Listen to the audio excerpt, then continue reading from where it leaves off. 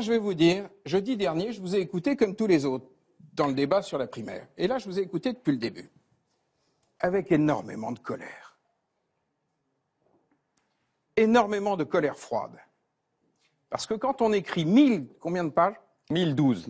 1012 pages. On vous les donnera. Vous étiez 7 sur le plateau l'autre jour. Aucun n'a eu la modestie de dire que je veux construire avec les Français.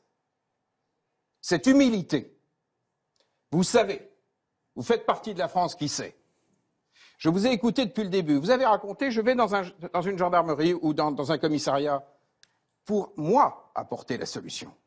Comme si les gendarmes ne les avaient pas, comme si le territoire, comme si notre peuple ne les avait pas, comme si les médecins ne les avaient pas. Peut-être une réponse. Donc, cette France qui existe, elle veut compter. Elle n'en a plus rien à foutre qu'une élite écrive 1012 pages pour penser à sa place. Je vais être encore plus... Réponse quand même. Je vais vous expliquer pourquoi je viens avec ça. Vous avez écrit une brique, je vous en apporte une autre. Ça a été inventé par les consommateurs pour réparer, pour pouvoir faire en sorte que les agriculteurs puissent vivre dignement de leur boulot. Ce sont les citoyens qui fabriquent les solutions.